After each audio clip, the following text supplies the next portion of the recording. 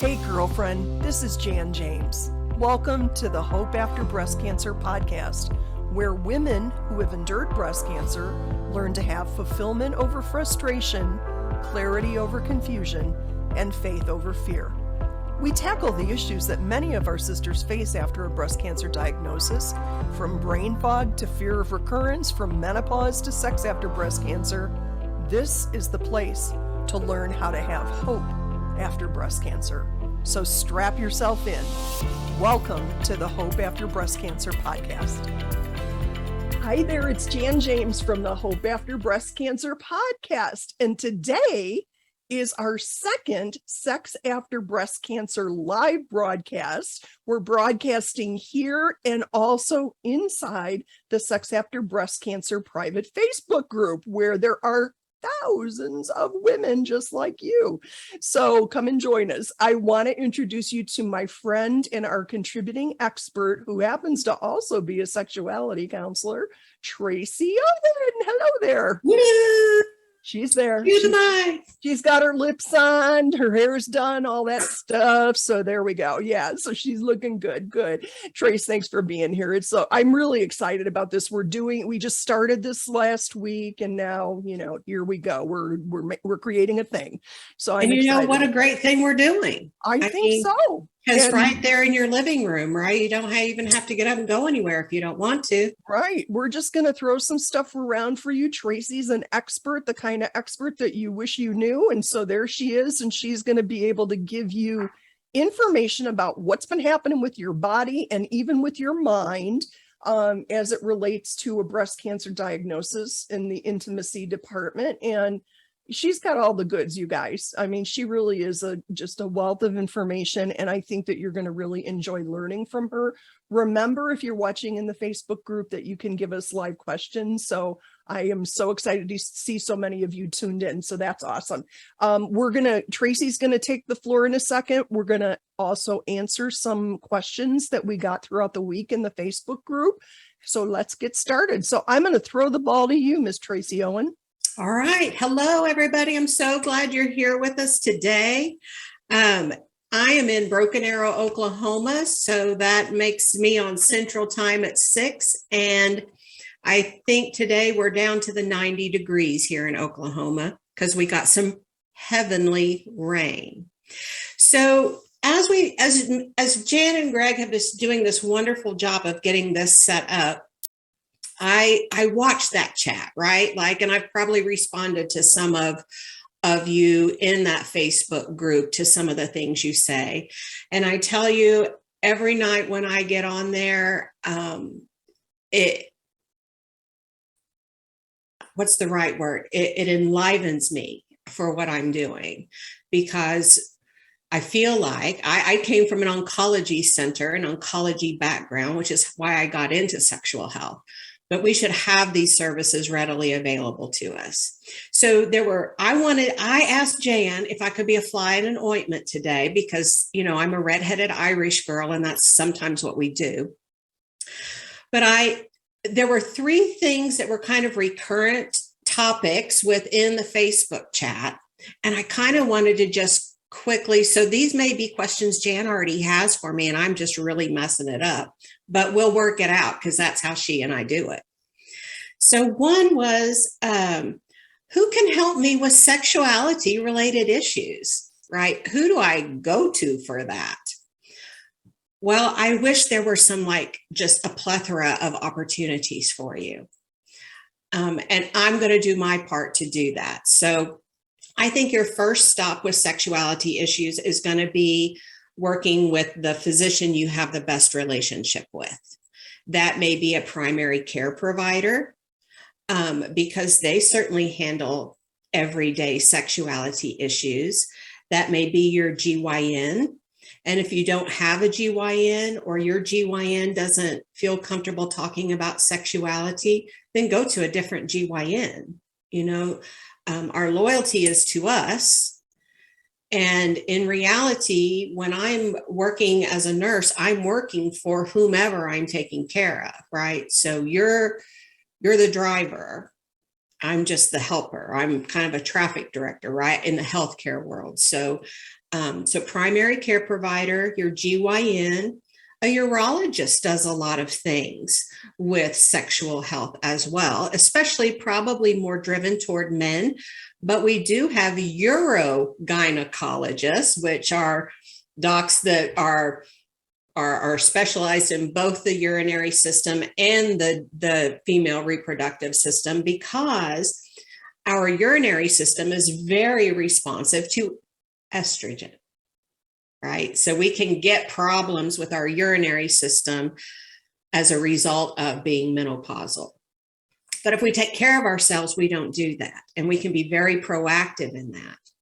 So primary health, your GYN, a urologist, and your oncologist should have some resource for you. That's part of the survivorship guidelines that we work under in oncology. So someone in that facility should be having conversations with people about sexuality. So there's a first layer. Second layer, I am a sexuality counselor. When I went to University of Michigan, what I lovingly refer to as my year in sex school, which by the way was like one of my best years ever. When you entered into the program, if you were, say, a licensed marriage and family therapist, or a licensed practical counselor, or a licensed clinical social worker, those folks are coming in with a mental health based licensure, and they would become sex therapists. We're all in the same school together, right? It's based on our licensure. Those of us that came in as medical-based licensures, I'm an RN, a nurse practitioner, a PA, a physician, we become sex counselors, and then either can choose to become a sex educator as well. So while our focus is really the same, we just come from a little bit different avenue. Now, there are a lot more sex therapists in the world than there are sex counselors, but I'm on a mission, right? So future to come on that. So basically, as a sexuality counselor, I'm going to work with all things sexuality related. As we go to the next topic of people who help us with sexual health is a pelvic floor physical therapist. And this was one of the questions, like, I don't understand what happens here. Well, first of all, while there's still not a lot of them, there are a lot more pelvic floor physical therapists than there are sex counselors. So they're a little bit more plentiful. And of course, they are physical therapists who have gone on to specialize in the pelvic floor. And when we say pelvic floor, most of us don't really understand what the heck that means. But the pelvic floor is basically like a bowl that sits across the bottom of your pelvis and holds everything up. It's a group of 14 muscles in 5 different layers inside your pelvis, and they all have a different job to do. So I, as a nurse working with women on things like vaginal dilation, painful sex kind of things, we can do exercises that work on the superficial layer, the layer at the very bottom of our pelvis that's right next to where our clitoris and vagina are.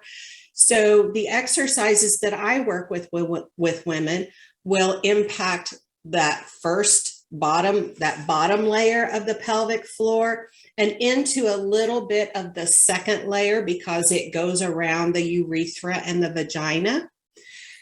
If we have issues beyond that, though, go into layers, hardcore layers, unresolved layers of 2, 3, 4, and 5, that's going to be a pelvic floor physical therapist. So sometimes we can fix the issues, the pain the woman is having, simply by working on that first and part of that second layer of muscle. And sometimes we need more.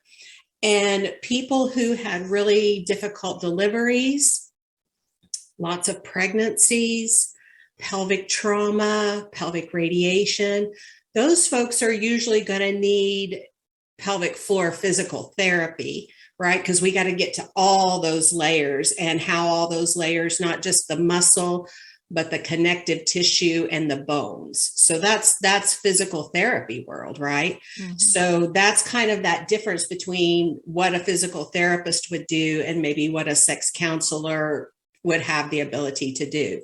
Right. Now, Trace, can I bounce in? You know, we had a pelvic floor therapist that was on our contributing experts team, Kathy Cates, for a while, and some of her videos are inside the group friends, and they're in the pelvic floor section of the guides inside the Sex After Breast Cancer private Facebook group.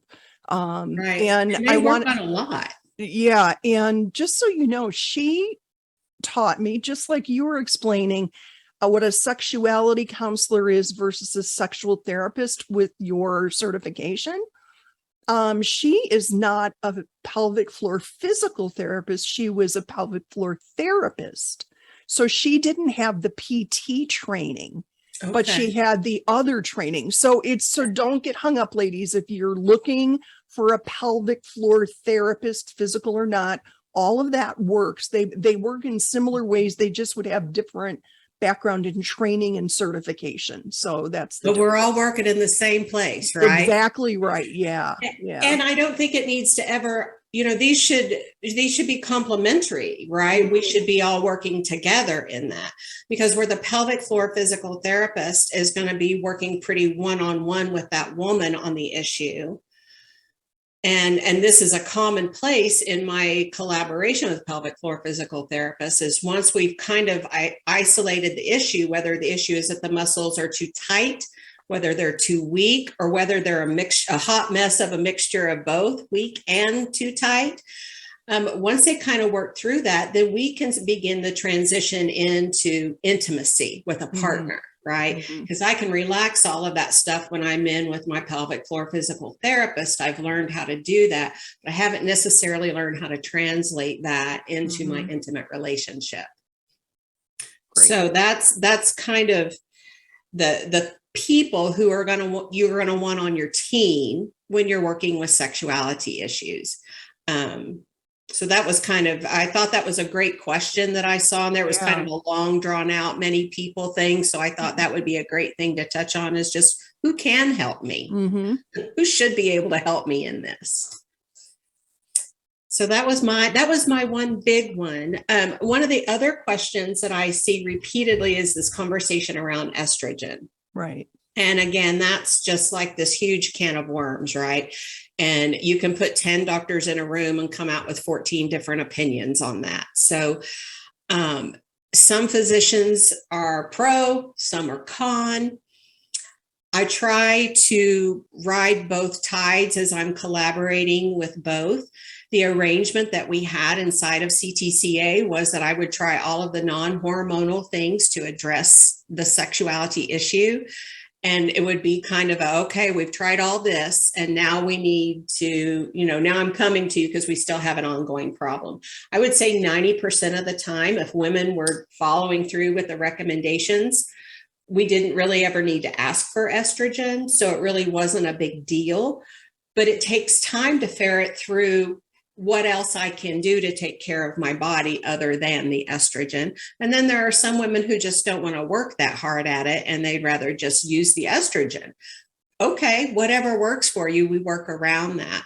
But so vaginal estrogen is really what we're talking about in the oncology world. And that's what studies have shown us over and over again, that while it does initially raise the blood levels of estrogen in your blood, it goes back down, and it never gets out of the menopausal range.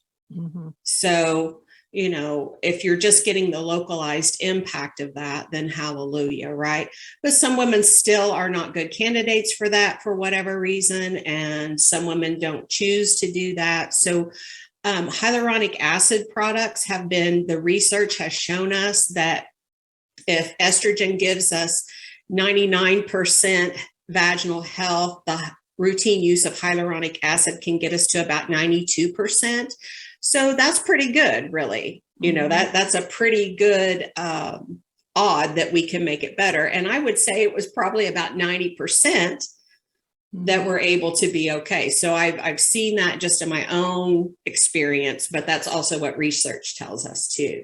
So the key is always just going to be routine dosing. But one of the big things I saw in the chat was the cost. Now, estrogen, vaginal estrogen is not cheap. Before I started using the product that I currently use, because I had complete hysterectomy at 36, before I started using the product I currently use, I got a prescription for vaginal estrogen. And I think I paid like $120 for it with my insurance. And I was seeing in the chat that women were paying $50, $75, and $100, it looked like. So, if cost is a factor, then again, we can go to some cheaper products, some less, that's not cheaper, that's not a good visual, but less expensive option in the hyaluronic acid products. And there's several of those. I'm a fan of Hylaogen, Gynatrof. I know these are weird names. I didn't come up with them. Hylaogen, Gynatrof, and Revaree are different options that work well. I primarily use Hylaogen, but that's just me, right? That's just been my experience. A real life experience for me this week. The gals in the Sex After Breast Cancer group know that I'm on a journey right now to start using vaginal estrogen. This, you guys, I mean, this is just Jan. Let me tell you my story. I forgot that our Cobra lapsed when I went to the gynae. So 2 things, just so you know, let's talk about the American medical system. I got a call from the gynae's billing office saying, gosh, your insurance doesn't look like it's active. And I went, what? And because I just literally spaced it, right? So I said, oh my gosh, the Cobra ended. Okay, no worries. What's the cash pay cost is what I said. So the insurance cost that I would have paid for my gynae appointment was $170. The cash pay cost, because now I had no insurance, was $100. So let's get used to asking about what the cash pay cost is. Now, Chris Callaghan, who is one of our experts and my personal gynae, and I are going back and forth. You may have seen her video with me. I may or may not have been wearing pants when that video was taken in the office, but that's, just use your imagination. That's real life, Jan. That's real life, baby. Right. I was under a drape. So there you go, but not in the stirrups. So there you go. So anyway, Chris and I have been going back and forth because of the cost of the vaginal estrogen that she recommends. So we've been looking at all the things. Like, she sent the script to Walmart, which you would think would be cheaper, but they also called me about my insurance, by the way. I felt like I just went, why didn't I pay attention to that date? Anyway, but then I went to GoodRx.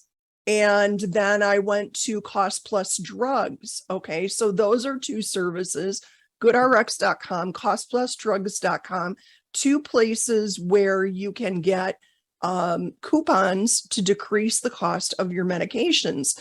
The other thing that happened the day I talked to Chris was that Amazon sent me an email that said Amazon Pharmacy is open. And guess what? Amazon had the cheapest cost. So it's been ordered from Amazon. It hasn't gotten into the pipe quite yet because Chris said, I don't even know how to order from Amazon. So I said, let me look it up for you. So I did. I sent her the thing. So they're just in the process of getting that done. So we're inching our way forward. But just know there are lots of, what would your cash cost? It'll be $11 a week. So that's still maybe, so $44 a month. I actually bought an 84-day package for $132. Oh yeah, you're always better to try to get close to that 90-day. If I'm going to be using it, then I just bought, I bought it that way. So it's $11 a week. So that's, I actually also, true confessions, when I saw her, she told me that I had a prolapsed urethra. And so she said, have you been having trouble peeing? And I said, oh no, because I guess I don't pay attention. And she said, oh, okay, it looks like it's prolapse and the vaginal estrogen will fix that also. And I was like, really? Okay. Yeah. So, and then guess what? When I got home, I tried to pee, I went, oh, I guess I am having trouble peeing. It's like, it happens so slowly, you don't even notice it, right? So, yeah. Well, I'll ask women routinely when I'm doing my initial assessment with them, and kind of routinely, the question I'll ask is it ever tender when you wipe? Yeah. Because that's where you feel that little across there, right? Yeah. And so, vaginal hydration, because remember me saying that the loss of estrogen impacts the urinary system as well as it impacts the vulva and the vagina. All of that is estrogen fed. Mm-hmm. And so if we can hydrate and improve health in one, we tend to hydrate and improve health in the other as well. Right. So estrogen, the NAMS did just come out with a little bit of updated guideline for us on postmenopausal hormone replacement. And so I think we're slowly starting to turn at least the tide of opportunity, right, of consideration for that. Right. But I'll tell women when we're postmenopausal, even if you're using vaginal estrogen, whether you're using vaginal estrogen or vaginal Hylaogen, we still want to work on using lubrication. We still have to have vaginal access, meaning penetration, whether that be through dilator, vibrator, or partner. We need to have routine penetration to keep the canal open and accessible. And that's just about health. So, mm-hmm. Sometimes we apply a lot of social meaning in there, but really that's just about maintaining good health in our postmenopausal bodies. Right. Traci, you mentioned NAMS, and so that's the National Association of Menopause. The National Menopausal Society. Or something like that. Oh, North American Menopausal. Right. Okay. There you go. So ladies, I did post that article and that new study findings inside the Private Sex After Breast Cancer Facebook group, probably about a week ago. And you could print that and take it to your provider.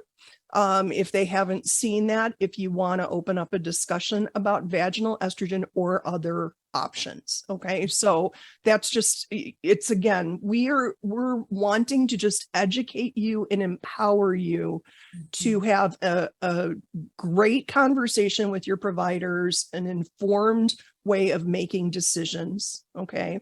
So just soak it all up. Remember to go to the guide section inside the group because it is a gold mine of all of our providers' information. So that's great.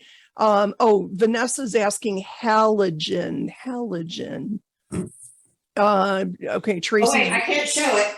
Yeah, she can't show it because we're on a podcast right now, but she's running for it. Hylaogyn.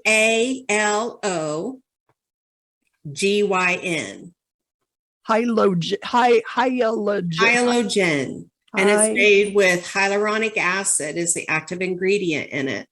And it comes with two different types. There's one that is a gel that you use an applicator to insert.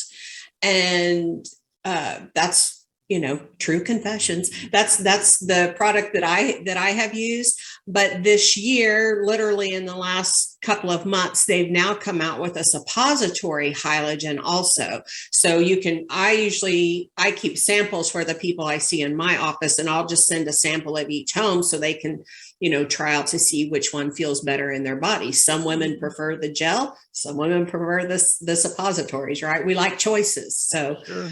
They've come into stepping into that of choices. So, right. And Revaree is a suppository. Gynatrof is a gel, but I think they were also coming up with the suppository. How do you spell that one, Traci? I have to write it. Oh gosh. Okay. Gyna, Gynatrof. Gynatrof. Okay. What I like about Gynatrof is that Gynatrof also includes some vitamin E in their formula. And so for women who have had either a lot of surgeries or they've had radiation or pelvic trauma, sometimes I'll recommend the Gynatrof for the vitamin E. because vitamin E, of course, can help soften scar tissue. So And none of these need a prescription, right? none of these need a prescription. That's the other good thing about And none of them have estrogen? None of them have estrogen. They're all completely non-hormonal, no glycerins, no parabens. So they're good in our body. Hyaluronic acid is a natural ingredient inside our bodies. We just don't make as much of it as we age, like all the other things. So it very rarely does anyone have trouble. Every now and then, if a woman is like super really dry, if you think about when your hands or your face or your lips get super chapped and dry and you first put lotion on them, sometimes you can feel some stinging that should resolve within a couple of doses, and it shouldn't last long. So like some women will say, I get some stinging and it lasts for about 3 or 5 minutes. I just feel this little kind of stingy, tingly. Then I'm like, okay, let's go ahead and keep trying that. But if a woman says, oh boy, that really burned me, then we'll just try a different product, obviously, right? Because we want to listen to that body, and that body's saying, I don't like that one. So usually we can find one that works. Yeah, this is working really well to have these questions from the peanut gallery. Thank you, ladies. So yeah, all of these things are in the chat, and I will put them in another post too after this deal. You wanted to talk about a topic that you mentioned last week, my dear. Oh yes, the brain and the body. I actually thought it was the brain and the pelvis. Well, it's the brain and the whole body. Wow. So okay. when we go through treatment. Yep. All right. You think about a lot of times women will almost kind of disassociate their brain from their body because they have all kinds of strangers touching vulnerable places. And there's a whole lot of loss of privacy and control, and a lot of things happening in this body don't feel good anymore. And so I try not to feel it. I try to separate from it. And so part of the role on the other side, the reclamation time where I'm taking my life back, is when we have the opportunity to help move it all back in alignment again. And if you listen to almost every expert in this group, we all come to this alignment, a conversation of our head and our body communicating as one instead of two separate entities going on. The other thing that I see is that when couples do try to resume sexuality when they're ready, oftentimes we're going to go back to what we did in the before life. But we're in a now body, and our now body and our now brain for both partners has had some trauma. And so and our bodies have just been changed. So sometimes I will not sometimes, most of the time, Jan, let's don't even lie about it. Most of the time I'm going to say, we kind of need a start over. Right. Where we don't go in assuming we know what each other's go buttons are. And we go back to that time where we were mapping those out. And so I'll usually ask a woman to map her own body out first in her own space, in her own comfort. We have pleasure zones from the top of our head to the bottom of our feet. In our culture, we get a little boob and crotch focused for our sexuality. So I'll tell women to start stimulating all their senses: sight, smell, touch, hearing, feeling, all of those things. What do I like? What things do I like? What make me feel good, right? So we're starting way out here instead of trying to come straight down to here, to the V. You know what I'm saying? To the V. Sorry, Greg. He's probably the only man that's going to watch this. Well, not really. You know what, ladies? This is a great session to have your man listen to or watch with you. because education is really important. Greg has gotten a great education over the last few years. I gotta tell you, he didn't know what parts were what, but he knows now. So there you go. All right. So, the first thing I try to do is really pull people back. Like, what was it about sexuality that you enjoyed before?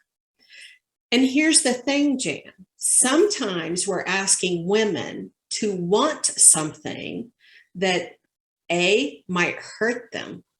Like, if sex hurts me, I can't ask my brain to want it. So I always tell women who are having sexual pain, we have to fix the pain problem first. Then we can work on desire. Part of treating the pain is this alignment into ourself. So I've seen women on our Facebook chat talking about dilation. Mm-hmm. I try to make dilation our connection point where we first start working with our own body so that it's not just a rote thing that I'm doing on my task list of the day. And every woman on here knows the task list. Mm-hmm. We all know it. We live in task mode in today's world. So that's the first place I'll ask women to do is pull that lens back, stimulate her senses, remap her body. Then teach her husband what she learned about remapping her body. And then together begin to discover, be curious about a new way of being sexual together so that we're not bound by the old rules or the old experiences. The other thing is that sex has got to be worth wanting. So we have a huge number of women who have faked orgasm for many years, and if that's the sex I'm having, then it's going to be hard to ask my brain to desire it. So if we're not feeling pleasure and satisfaction in those physical experiences, and I'm not taking that to an orgasm, I'm not putting that imperative, it's part of the picture. But I'm more interested in, do I feel pleasure in the experience? Do I feel satisfied in the connection to my mate in the experience? If you don't have that, it's hard to tell your brain to want it. So a whole lot of things impact our desire, and that's a whole conversation. That one by itself. That's its whole own story. Indeed. We'll get to that. Because it's so multifactorial. But I think we just try to jump into it. We expect our desire to be like a light switch that we could just walk in and be like, oh, it's 10 o'clock on Friday night. Let me turn the desire switch on. Yeah. And it doesn't show up and we're disappointed. And we don't have a desire switch. Men are a little bit more switchy than we girls are. Right. I had heard years ago, it was like men are a microwave and women are a crock pot. Exactly. Right. So yeah, they can turn especially it on and off. Postmenopausal. Right. Because it's a slower transition from our brain to our genitals. And before, we used to have a spontaneous sense of desire when we had good hormone, like before our periods. Most of us can tell you when we're getting ready to ovulate when we were still doing that, because we get a little bit more randy during that time, right? We've got more estrogen in our body, kind of giving us internal cues to sexuality.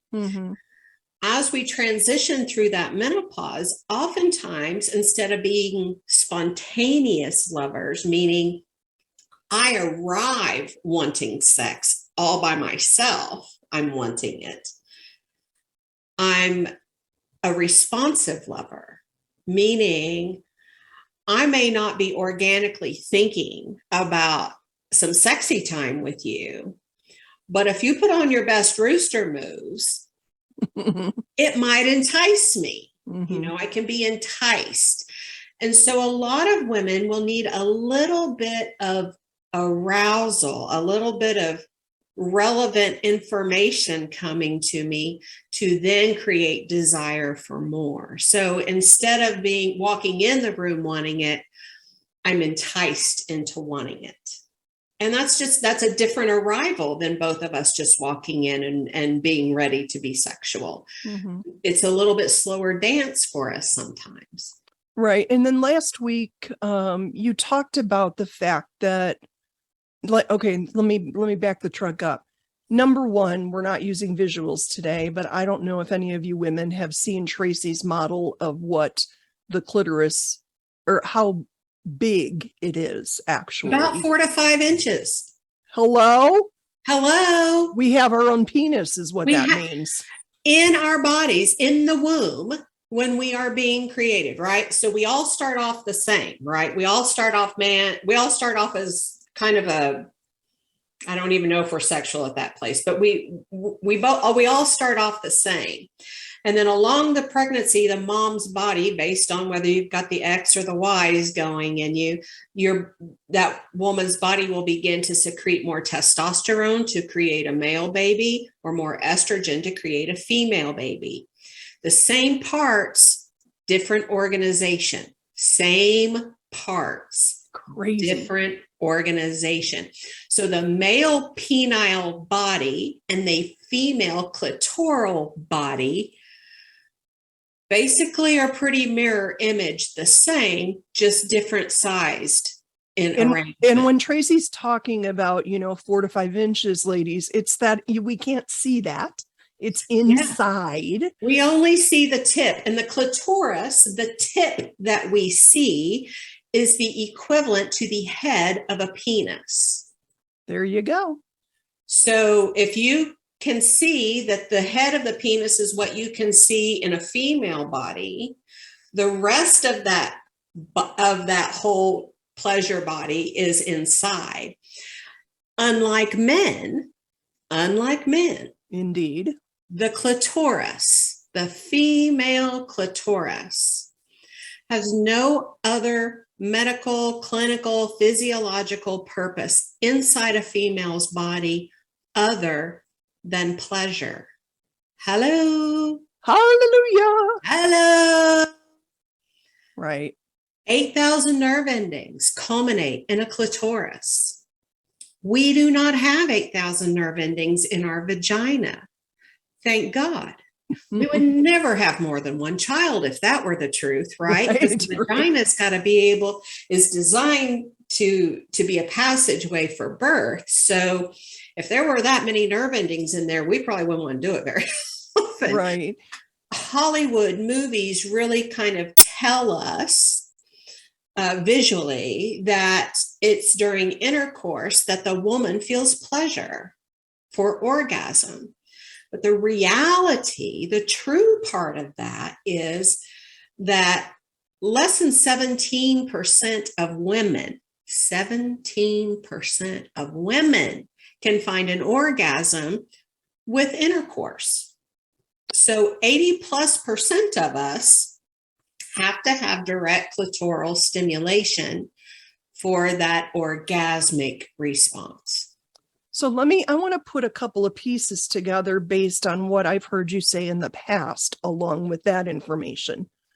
So I'm going to take apparently I'm very transparent, right?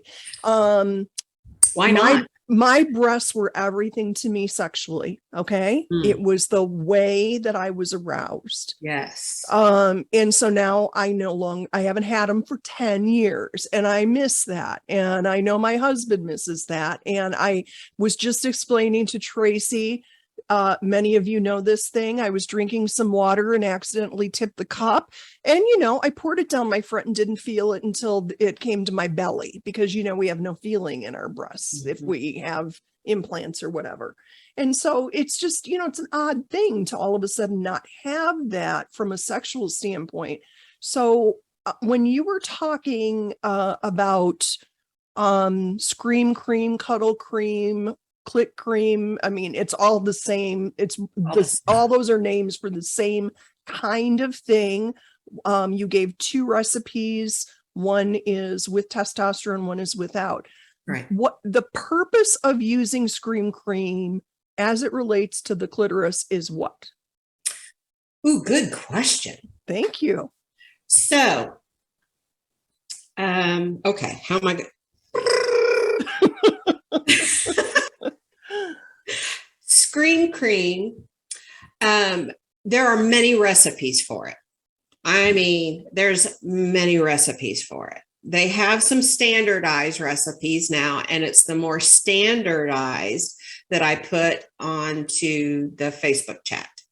Mm-hmm. And one has testosterone in it, one is without testosterone. The other drugs that are in it, one being Viagra, sildenafil, all of those drugs that are in it are about blood flow, about drawing blood to that body part.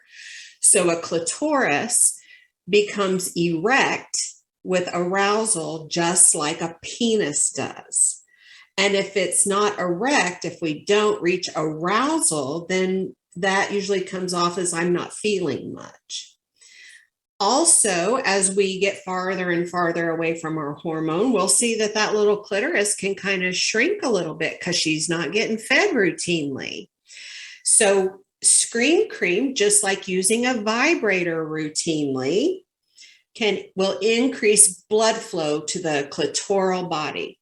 So I will tell women to apply it around the clitoris, down the inside and the outside of the labia, and right around the vaginal opening, and let it sit there for 15, 20 minutes. And most women may feel some, a little bit of blood flow down there, but then I'll usually ask them to go ahead and use a vibrator about 30 minutes later, because now this thing's kind of revved up, right? And so now we can kind of take her around the block a little bit to convince her to keep waking up, to be alive again.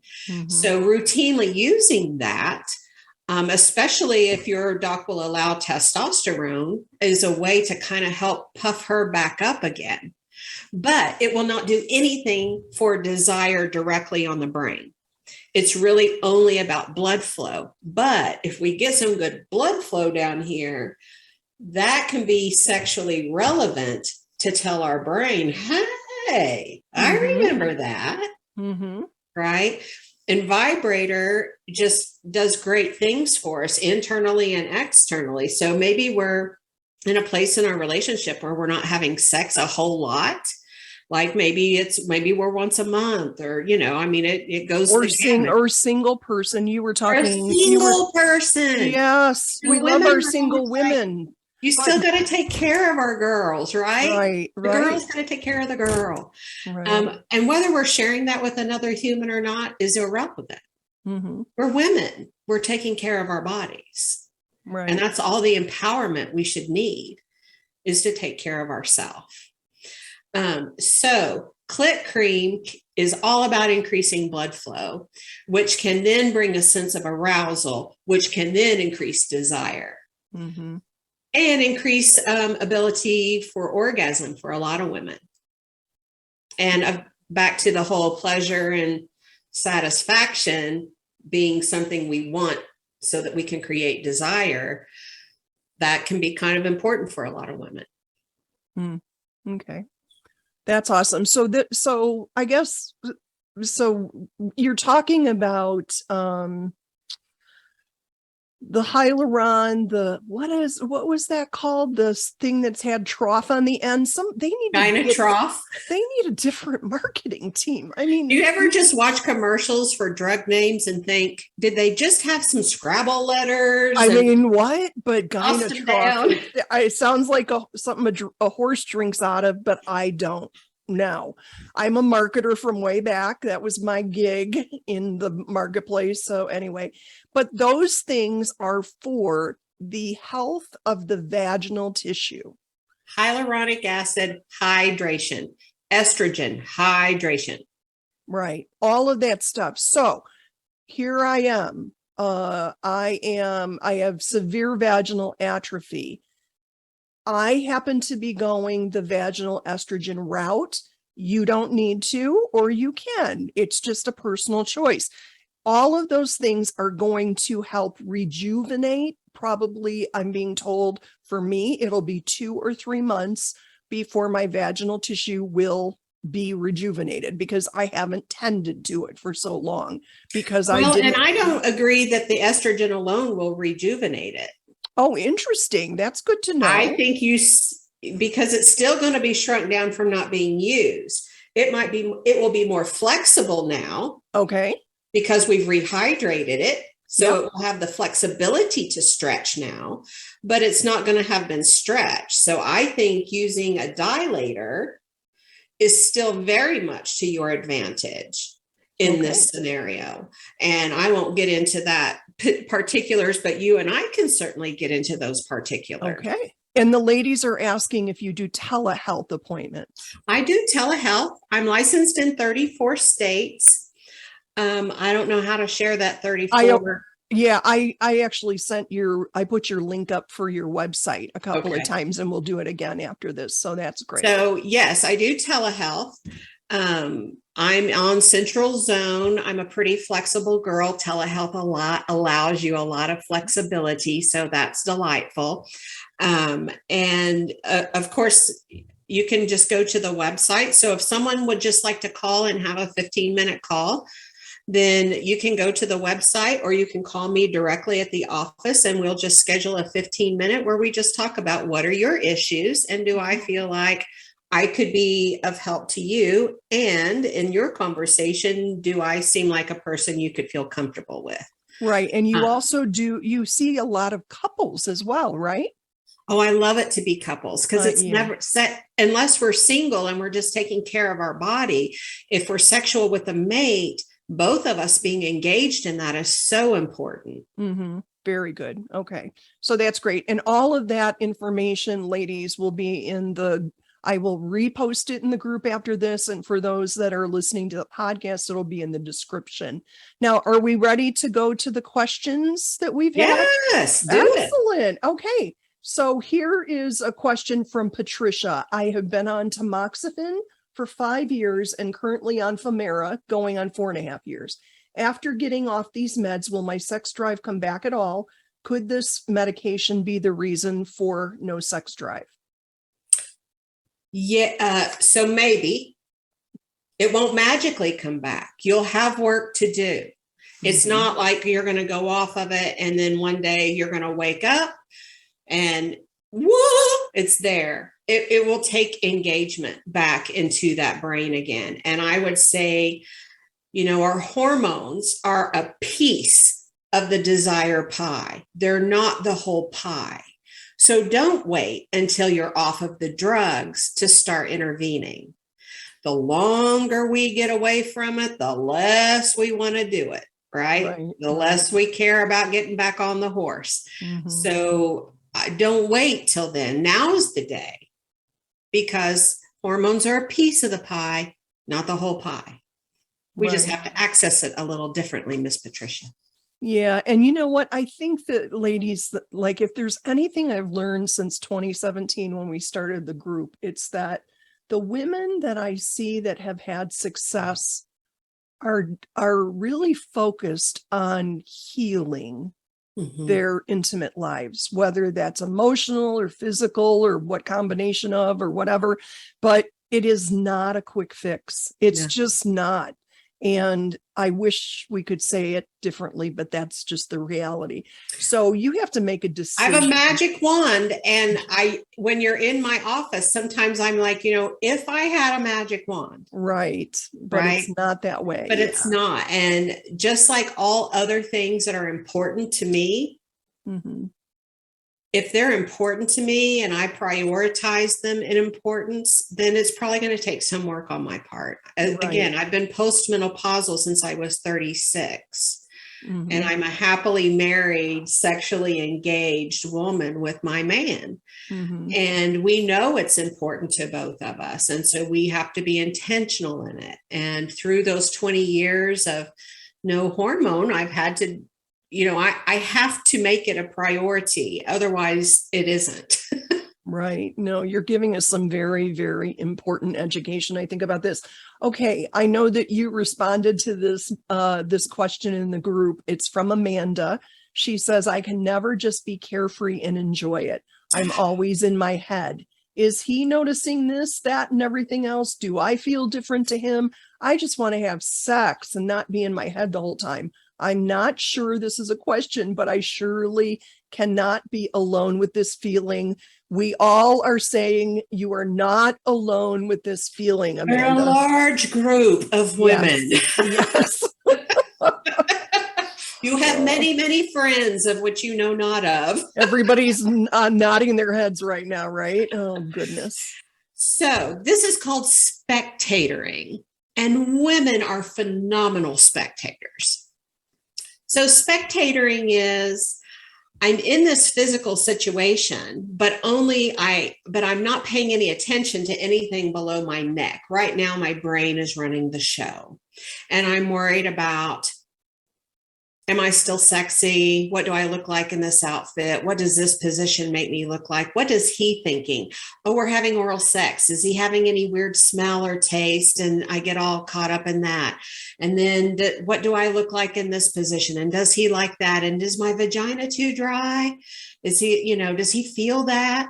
I mean, it goes on in the spectatoring, right? And there's no way to have pleasure while I'm living in my head, judging from above. So this is where I go back, Jan, to that whole, as a couple, we pull the lens way back and we start dialing into sensation. And our brains will take off, and then we bring them back in and we focus on sensation. So with couples, this is a process that is called sensate focus. And it's about really pulling back the lens and starting over.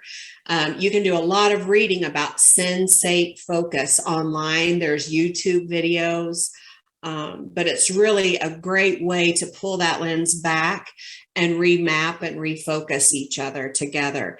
There's a book by Lori Brotto, Brotto, Lori Brotto, and it is called Better Sex Through Mindfulness. And it has another tag, Cultivating Your Sexual Self or something, but Better Sex Through Mindfulness, Lori Brotto.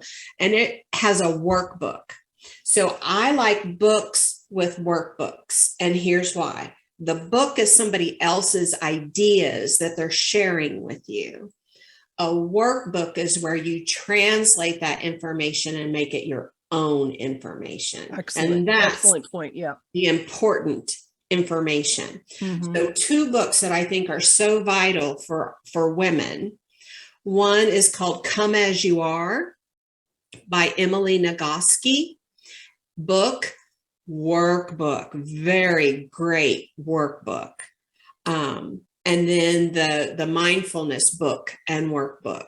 Okay, I will post both of those in the description and in the group. Okay, great. So those are great resources that you can have in your own home to do your own personal work, right? Mm-hmm. And so really just trying to empower into that mentalness of sexuality. Mm-hmm. Very good. Okay, let's see. Janice says, I'm gonna always ask about sexual health when you're single and got no partner. So can you give that another whack? So Miss Jana, I am telling you, you are a sexual creature, just as you sit there today. Right. You have the ability to care for your body, to love your body, to bring a lot of great self-care into your world, to hydrate, use a vibrator for pleasure and keeping good blood flow and keeping the nerves alive, so that if the time comes that you want to share your body with another, it's ready to go. I have a lot of women who have gone years single and they have not really taken care of their sexual body. And then they meet somebody and sex is not pleasant for them. Mm-hmm. And that's just going to be horrible. Like, I've waited all this time and now doesn't feel good to me. And that's embarrassing because it's usually the first time with somebody new, right? Mm-hmm. So taking care of your body does not require a partner. Taking care of you does not require a partner. And loving you does not require a partner. Love that, sweetheart. That's awesome. Okay. Marty says, I'm on letrozole daily and Zoladex injections every 3 months. If I have a hysterectomy and stop the Zoladex, will that help the vaginal dryness, pain, and libido? Well, you're just kind of trading one issue for the other. The Zoladex is basically just kind of suspending your ovarian function. So no, you're going to have issues either way you go. If you have hysterectomy, that'll put you, probably just leave you with the letrozole. You won't have to have the Zoladex. So that'll be less chemical impact in your body, but you also have to go through a surgery to do that. So, I mean, that's kind of one of those, wow, do I want this side of the razor or that side of the razor, right? Mm-hmm. But I think either way, you have the same work to do. Mm-hmm. Yeah. Sorry that it's not a better or easier answer, but I think we've all got to work and encourage each other to do the work. Amy says, any advice for us that are getting ready to start hormone suppressors for the first time about how to minimize sexual side effects? Stay engaged. Go ahead and be proactive in your vaginal hydration. You may just need it once a week right now. And as you get farther into hormone suppression, you may need it twice a week or 3 times a week. But I would go ahead and start getting the habit now, because it's going to be a lot easier to maintain vulvovaginal health, to maintain it, than it will be to regain it. So if you are just proactive, which is what I usually like to do with women, is say, okay, we're going to start this hormone suppression now. So we know we're going to be doing some things in your body. Let's just start with this hyaluronic acid once a week. And let's make sure we add in a good lubricant when we're sexual. So fingers, vibrators, dilators, and penises should all be well lubricated before they go into touching any of our parts internally or externally. So let's go ahead and do all those things now. Let's stay sexually active. And if it's a week where I'm not going to be sexual, then perhaps I go ahead and use a vibrator or a dilator just to keep that canal open. Very cool. Well, that's the end of our questions. And we did it. Yay. We did good. For an hour. No, that's awesome. Thank you so much for taking the time, Traci, to talk to us today. And we're going to continue these Sex After Breast Cancer live discussions. So watch for them in the private Facebook group, on podcast, and soon to be vodcast also. They're going to be everywhere. So we're excited to be able to educate women about their sexual health through our expert team. So thanks again. So I thank you for being here today, my friend. Always. It's a pleasure, because my whole mission is to bring a unique voice to places we need help. That's where I can serve best as the nurse, right? I can step into all those places that are uncomfortable. And we are so grateful. And help us find comfort in it, right? Yeah. And hopefully some laughter and... Yeah, I mean, seriously, what a job. But, I mean, somebody's got to do it, Trace. I can't, 40 years in healthcare, and I know the last 8 have been in sexual health, but I know all the years that came before that were bringing me to this place. Like I know, and it's great to know I'm doing what I've been asked to do. Yeah, no, that's awesome. So good. So thank you so much for taking the time. Really appreciate it. Thank you, ladies and Jen. Okay. Thank you so much. Greg. And Greg too. Thank you. This is Jan James for Hope After Breast Cancer and Sex After Breast Cancer. Oh, wait. There's more. Oh my gosh. There's more. Oh my gosh, you guys, just a minute. Guess what? I'd love for you all to go to the sexafterbreastcancer.com website. What did you say? Yes. Today I launched the sexafterbreastcancer.com website, where you can go, and Traci has a gift for you there. She has put together this amazing healthcare provider worksheet that will give you a list of questions that are a way for you to say to your healthcare provider, these are the things that I want to focus on in our appointment. Traci tells you exactly how to think through what you need to tell them so that you can make the most of your appointment time with that provider, so you can download it directly from the website. So just go to sexafterbreastcancer.com and scroll down and you can get that today. So appreciate you putting that together, Traci. And you know what's important about that is that a lot of times we get really anxious, right? Like we know we want to talk about this, but we hem-haw and we really only have about 3 hardcore minutes of that doc's attention. So instead of hem-hawing, we've got to be able to go in knowing what we're going to talk about, what we need to happen, and what our expectations are from that visit. Right. And we need to communicate them in those first 3 minutes. Yeah. So this is a great way to streamline that conversation. You can hand your doc the copy of the paper and they'll be able to skim it and you'll be able to have a really productive appointment, which is really great. And and for those that have trouble opening up about sexual situations, this is a great tool for you to have on hand. So just save it in your computer, your phone, and away you go. So that's great. So thanks again for putting that together, Traci. Okay, for real now, this is Jan James for the Hope After Breast Cancer podcast. Take care. Signing off. Take care, everyone. See you next time. Bye-bye. Girlfriend, thank you so much for listening to our podcast. I hope you found some nuggets to encourage you and give you hope. Make sure you subscribe to the podcast. You never want to miss an episode. And we'd love to know how we're doing, so please be sure to leave us a review. Until next time, this is Jan James encouraging you to remember there is hope after breast cancer. See you next time.